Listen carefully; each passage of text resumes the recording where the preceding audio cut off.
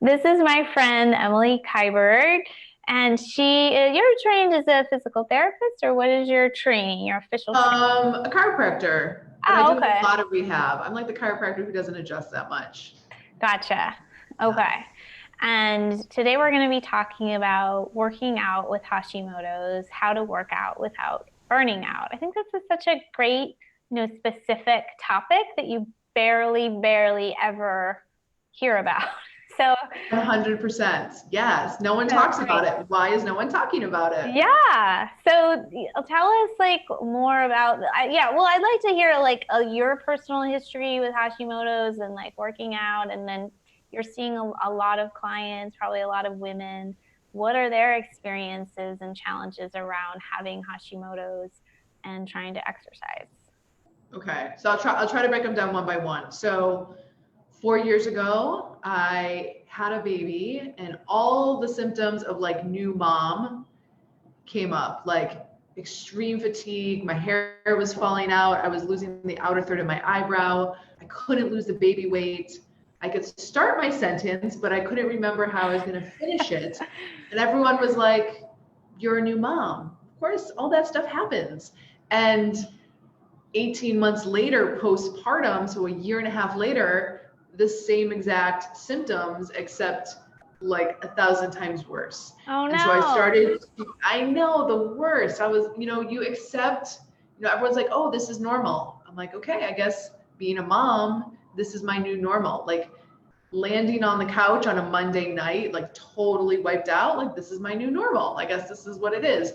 So I went to my GP, an endocrinologist, a couple functional medicine doctors actually in Manhattan, and did a couple of different supplement protocols. Wasn't feeling better, and met Dr. Gabrielle Lyon, who we both know. She's Aw. a doc, and she, did more extensive thyroid blood work. I'm kind of like, I'm a little confused now knowing more that like every single person along the way only tested my TSH. Oh God. And she was like, you have Shame for shame. elevated thyroid antibodies and you have an elevated TSH. She's like, no one tested this. And I was like, I don't know. And so we just cleaned up what I was eating, dealt with food sensitivities, started to go through different environmental factors like mold. I had water leak damage in my house, so pulled Oh, out right. mold. We talked Yeah, about that, but I never knew how much of a factor it actually was for you. I think you were still trying to figure that out. yeah. Do you think it was a Uh, factor now that you mold know? is a factor, yeah. Heavy metal toxicity, How did you test for parasites, that, out of curiosity? 24-hour urine test. Okay. Yeah, in that big orange. So It's fun, I'm like sure. with the medication, I'm not sure what exactly the medication is, but it smells like my urine smelled like sewage. But it basically like leaches the heavy metals from the bone. Some And kind of then, chelator or something. yeah, Okay. um, two parasites. So we have a house in Bali, and we were going back and forth the first year, and did Is it multiple. moldy there? It is so moldy there. It's so huge. It's like high of 85, low of 80 year round and tropical. I can imagine. Yeah. Yeah. So had a couple parasites and just slowly started to work through the different root causes and food and different supplement protocols. And I was getting my energy back and I was feeling better. But I think one of the things that really held me back from potentially feeling better faster or going into remission faster was I was doing like double soul cycle classes 3 times a week. So like Oh. 90 minutes of spinning 3 times a week to try and lose weight, like the baby weight. Like I was kind of like stuck of it, like the last 25 pounds wouldn't come off. And so I just really felt like I needed to find a better way. And it's interesting because I have a background in strength and rehab and pain management, and I still defaulted to what I think like societally we tell ourselves, which is like lose weight, do cardio. And Yeah, we can kind of like go back in time when we're, under stress to yeah, like old paradigms, right? You're not like thinking like creatively or yeah, like logically. yeah. so I started to play with my workouts. I started to strength train more. I took out all the cardio. And I started to lose weight, and I started to have even more energy. And about 9 months after like first meeting Gabrielle and starting the journey, my antibodies weren't showing up in my blood work. My thyroid was back in check. My cholesterol came down. Like my inflammatory markers came down. And so obviously it's multifactorial, but I think one of the things that a lot of people don't talk about, and now that I see more autoimmune patients, co-treating with different functional medicine doctors in New York City, is a lot of the women are on this spectrum. And one end of the spectrum is they're told to walk, do yoga, some gentle stretching, some quote unquote low impact exercise, which, kind of like a nebulous term, like what is low impact exercise? I think it's like swimming, body weight movements. And it's a very common recommendation, but you need to stimulate the muscle tissue because there's thyroid receptors in the muscle tissue. And just to have good turnover of your thyroid hormones, it's one way to stimulate it. So the other spectrum is the women who are overtraining, right? So maybe that's kind of more my case of double soul cycle classes, training 5-6 days a week, doing high intensity workouts 6 days a week, CrossFit, and they actually need to dial it back. So I was like, what is like the sweet spot, kind of like the Goldilocks optimal dose of exercise that can stimulate the muscle, can make us feel strong and stable, give us more energy without burning us out. And that was what I used for my own body. And then I started to use it with women in the clinic, because all the women are coming to me with joint pain, muscle aches, and they want some rehab. But what I really had to do was take them off of like the chronic cardio, actually have them not be doing yoga. Really? Why? Yeah. So I often see, and there's about one paper out there that I can find where autoimmune conditions relate to tissue laxity or hypermobility. Oh. So I was seeing a lot of women with like the hypermobility in their joints. Like the knees were hyperextended, traveling back behind their ankles. They would be like, I'm always that person in yoga where like the instructor comes around in down dog and tells me to put a bend in my elbows. And so it was showing up in like the traditional kind of like Ehlers-Danlos, like the thumbs, the pinky bending back, and they were struggling with, an autoimmune condition. And so oftentimes they want to do yoga and stretch, A, because that's what the doctor recommended, but B, because there's tightness, there's muscle ache. So they're like, okay, my muscle hurts, I'm going to stretch. But it was actually exacerbating that hypermobility and lack of integrity and stability in the joint. Okay. So a lot of them I took off of yoga, off of stretching, and put them on strength training. And it's interesting because they'd be like, yoga makes me feel good for like half an hour, and then I feel worse, or I feel like I was hit by a bus, like my joints just ache or they throb at night. And so I would take them off of that stretching and give them strength training with good doses. Sometimes with strength training, especially if we do it with trainers, they're like, all right, 3 sets of 10. Right. For someone with an autoimmune condition, like 10, they're going to feel wiped out, So for myself, I was giving sets of 3, and then the next set would be 5. And the next one was, it would ladder and be like 3, 4, 5. Yeah. Oh, okay. In the same day. 3 first. Yeah. Stretch. Okay. So maybe it's like 3 deadlifts. Take a long break, because as women with Hashimoto's, we have slower tendon turnover. It takes longer for our tendons to regenerate, replenish. So it's nicer to have a long rest break to not feel like we're just burning out, but to like catch our breath, to walk around, especially the people who lift heavy, which is not typically the autoimmune population. The people who lift heavy, they do like low reps, heavy, and then they take a break. And they take maybe like a 2-minute break all the way up to a 5-minute break. And then they come back, and they lift heavy. So I put that same, strategy into the women with the autoimmune conditions, and they started to feel stronger. They felt more grounded and stable, like less anxious. They started to lose weight, have more energy, because so many of them were just, burning the candle at both ends in so many aspects of their life. Work, at home, kids, but then they were also doing it in their workout. So actually dialing it back for those women that were on the overtraining end. And I think it's interesting because, for the woman who's never picked up a weight, her baseline is going to be different. So doing like a couple reps of, 2 12-kilo kettlebell deadlifts is going to feel like a lot. For the women that's overtraining, it's and dialed back, like 3 reps of something and then a break is going to maybe feel refreshing.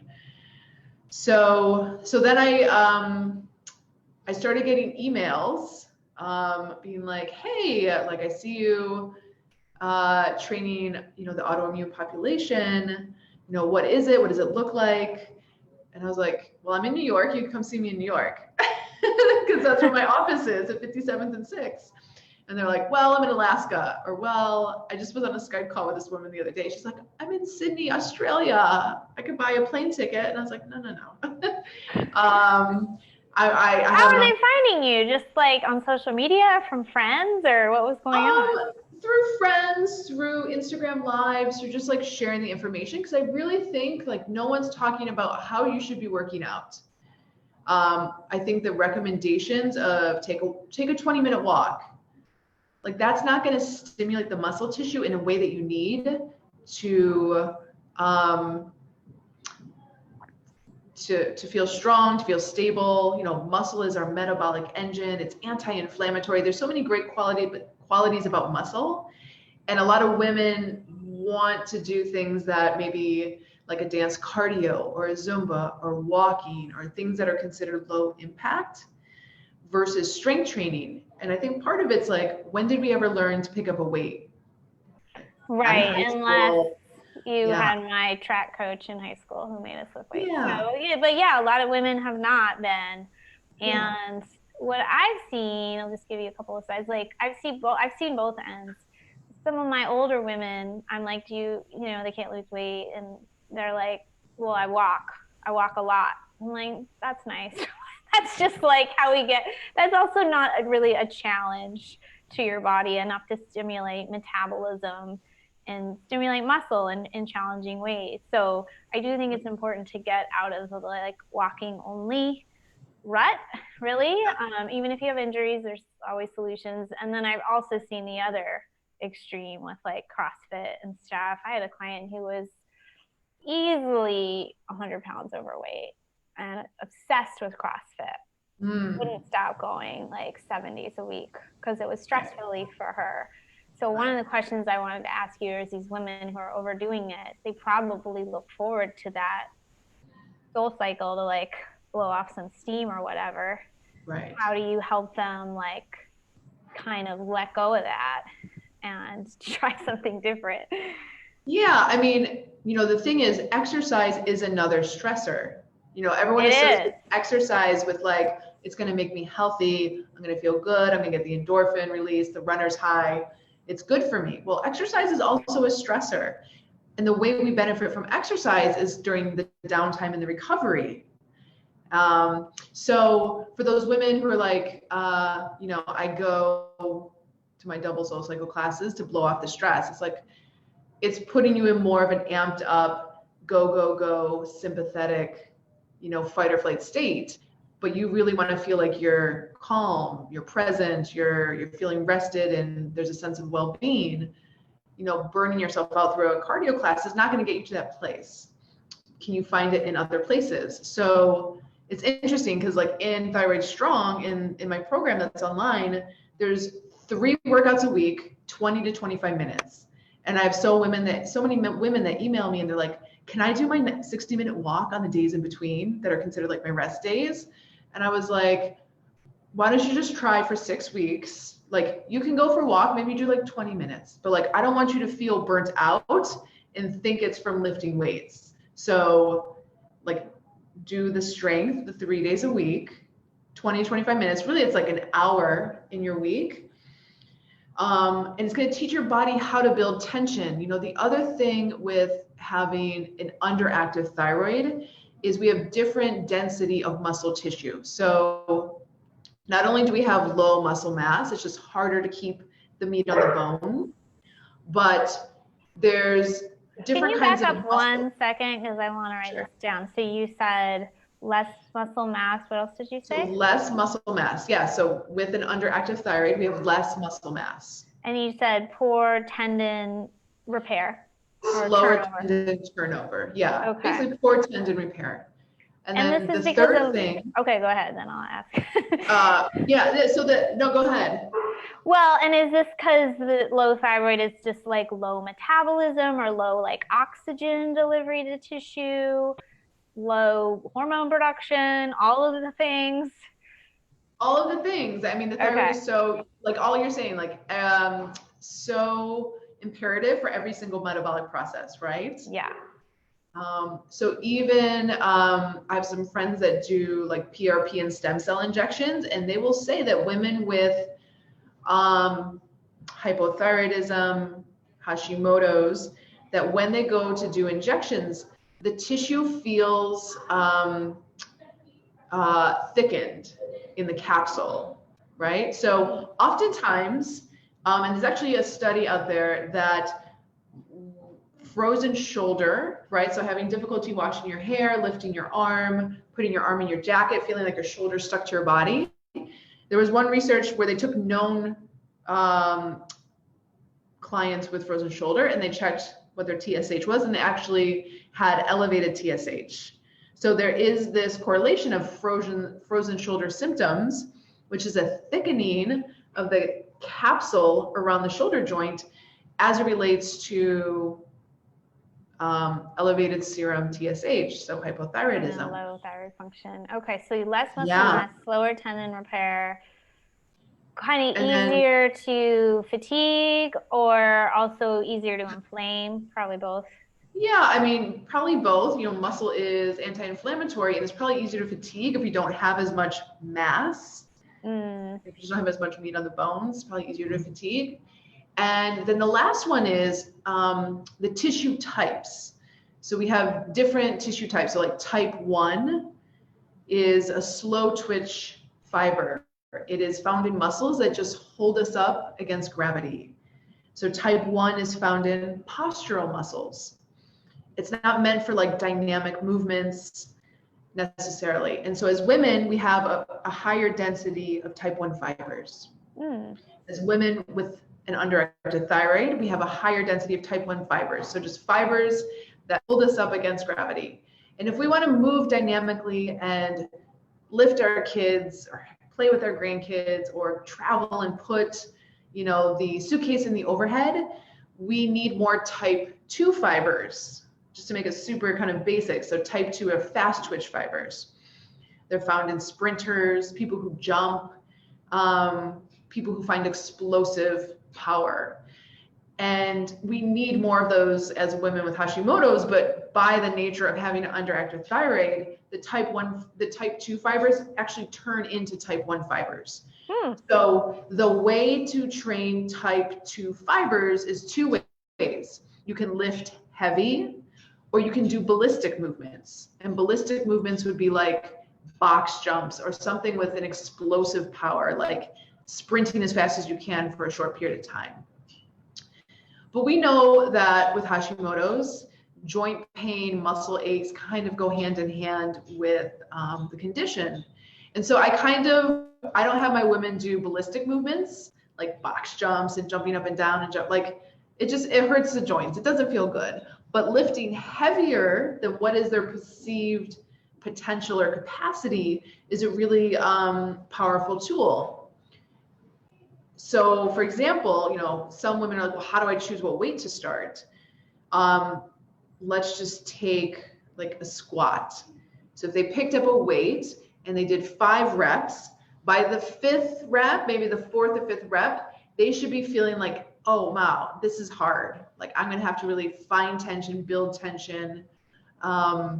And that's how you know you picked the right weight. So it might be 15 pounds for one person, or, you know, like 25 pounds for someone else as a starting weight.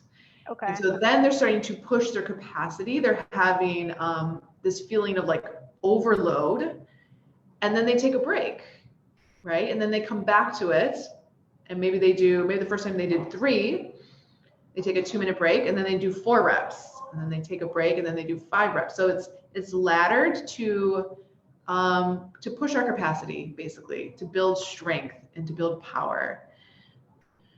So yeah, it should feel challenging.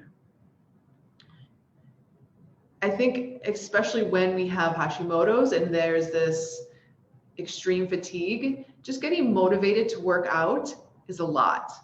And then oftentimes women feel like they have more brain fog, and they actually feel worse after their workout. And they're thinking like, all these people are saying, you should be feeling better after your workout. And they're like, I feel terrible.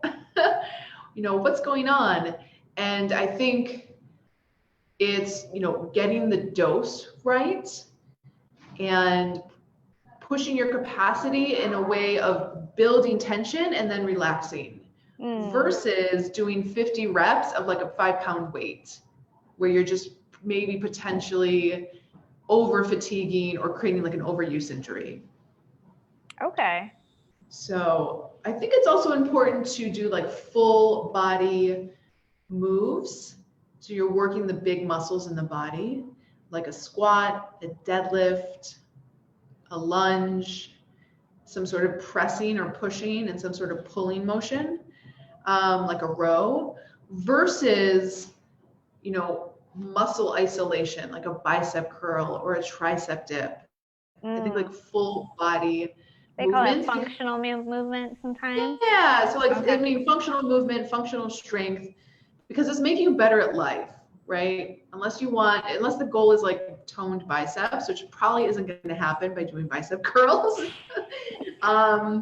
You really need to be, you know, learning how to build full body tension and then full body relaxation.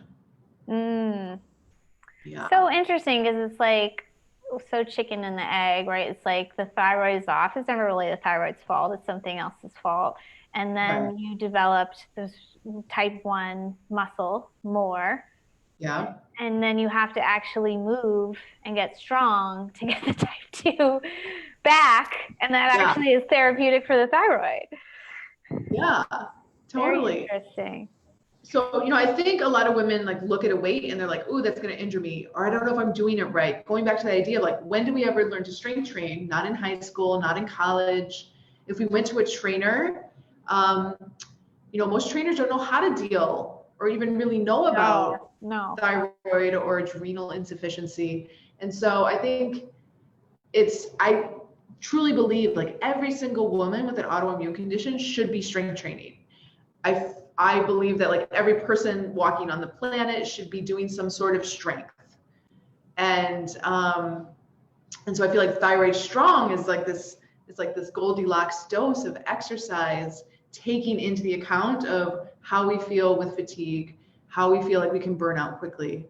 I have so many women that are like, I did, you know, high intensity interval training and it totally burnt me out. And now I walk my dog, right? So they went from one end of the spectrum to the other, but like, where's the happy medium? Does it have to be an hour of high intensity? Because most group fitness classes, you do not get a break until the class is over, you know, 45 minutes to an hour later.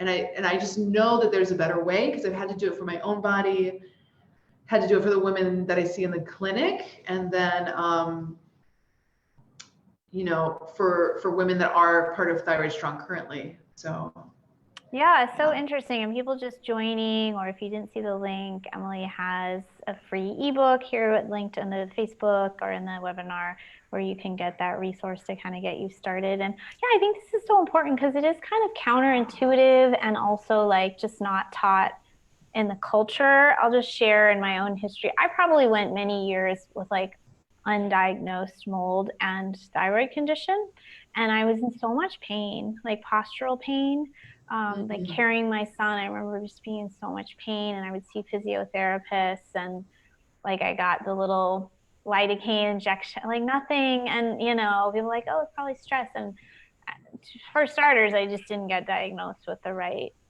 things, but it kind of sucked, you know. And I would go to yoga because it was one of the few things that like took away some of the pain.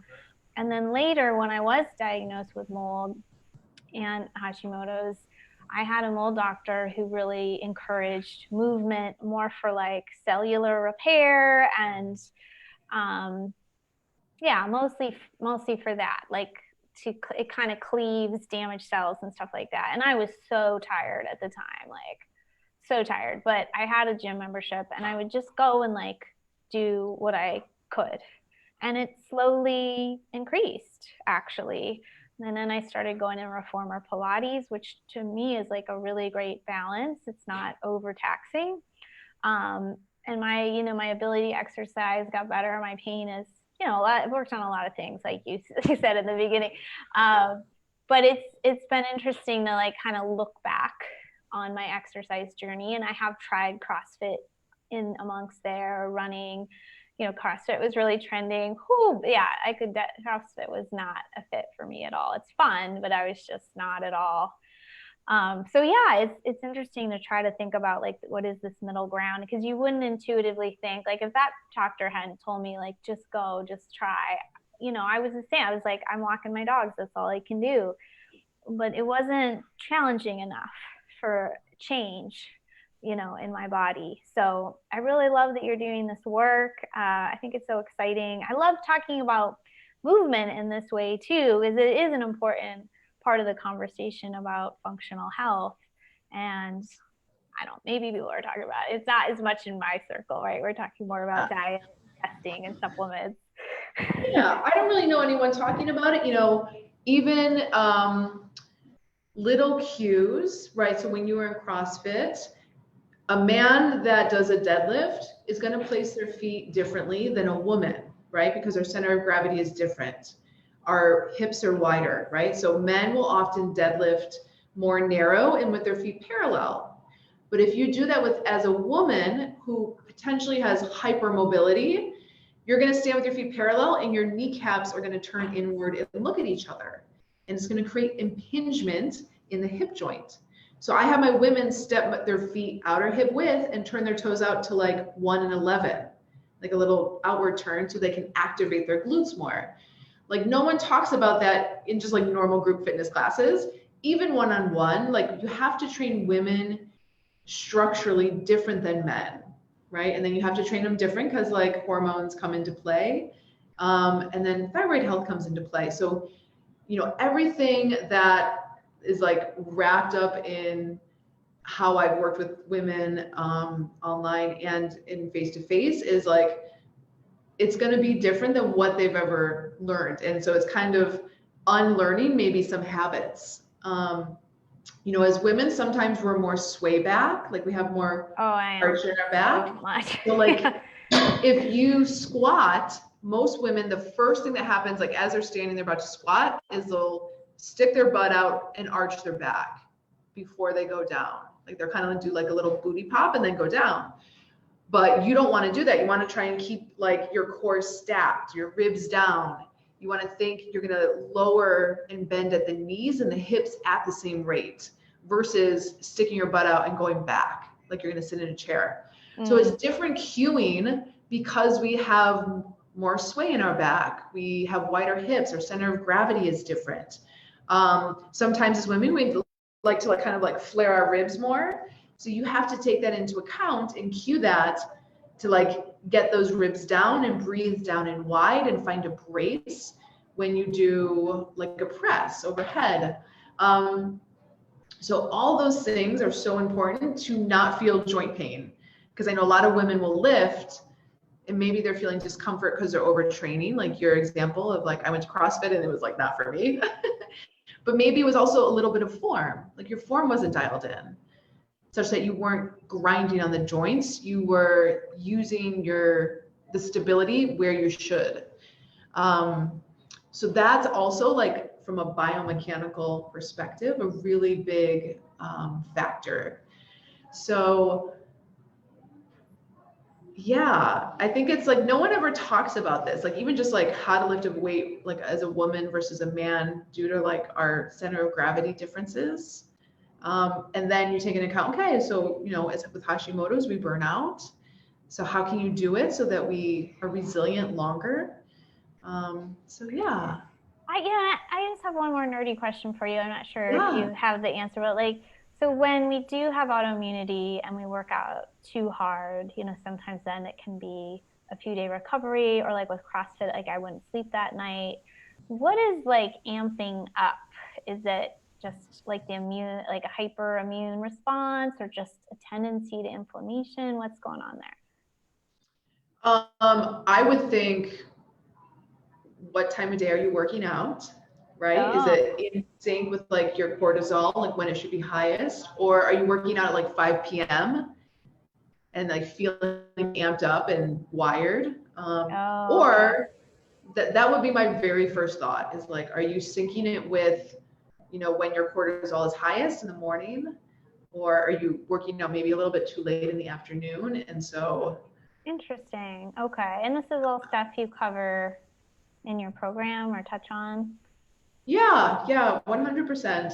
Okay. In the program, there's rehab videos, there's how-to videos, and then there's 3 workouts a week for 6 weeks where I'm literally like working out and sweating and breathing. So like, and cueing. That's um, awesome. yeah. And then, we all learn differently, right? So some of us learn by watching and listening and doing. There's also like little PDF guides of like good form, bad form, as it relates to women with that hypermobility into account. Like, in a row, like rowing, oftentimes we'll lead with our back and arch our back and flare our ribs versus keeping our ribs down and moving the shoulder around the joint. So there's good form and bad form, like specific to a woman with a body living with Hashimoto's, which you're not going to find on YouTube or Instagram, or because there's so much information about like how-to videos, but no one's like how-to for Hashimoto's. So there's visual guides in there, and the goal is really to empower women to just feel strong, stable, weight loss is an added benefit, having more energy so that they can show up more present to the people that need them. So for my example, the first 18 months, like I don't even really remember it. And I have, to this day, some regrets that I'll probably have to work through of like not being there, like not being present for my kid, because I was so exhausted. And it was like, my husband's like, yeah, you were like a shadow of yourself. Like, I don't even know who that woman was that I married compared to now. And, my hope is that just by empowering women to physically be stronger and have more energy, that it, trickles down into other aspects. So I've had women ask for a raise or get out of a bad relationship. And sometimes I'll be like, oh, I bet you wish you had done that sooner. And they're like, no, I wasn't ready. Like I didn't have the mental strength that came with the physical strength to be able to do Right. those things. So that's kind of my added, that's like my contribution to the world. For sure. Yeah. Yeah. I mean, it does all trickle down like that for sure. Yeah. Awesome. Well, I'm going to put some of these notes. I've already put some of them on Facebook, but I'm going to put a little bit more. Thank you so much. I love this topic. It's just so relevant. And yeah, it's so, what a simple way to just like move differently and see so many different things in your life improve. It's awesome. Any last things we missed, Emily? I'm going to drop in the links, just like the program, if they're interested. And yeah, I think, in the dremilykiberd.com/strong, it's a great resource of the 3 biggest, most common mistakes that we're doing in our workouts as a woman with Hashimoto's and what to do instead. Super basic, to start to kind of see, oh, okay, let go of the cardio, let go of the stretching. This is why. Start to do like gentle weights. This is why. So that's like just like a great resource. Awesome. Cool. Yeah. Well, thanks Yeah. again, Emily, and I'm glad you're Thanks so feeling much. better as well. Yeah, And thank you. congratulations on your new little one. Has it gone a lot easier this time around? Yes. It's interesting because pregnancy is a load on the body. Through my pregnancy, my thyroid antibodies didn't elevate. And even afterwards, like I get blood work probably like every 4 to 6 months, has not elevated yet. So, and like not even in presence of antibodies, and my thyroid has been like really dialed in and on point. Awesome. Even through my pregnancy, which is, a lot of women will have Yeah, the postpartum same symptoms. thyroiditis. Yeah. Awesome. Yeah. Awesome. Well, thanks for coming on, and let's keep in touch. Yeah. Thanks. Bye, everybody. Bye.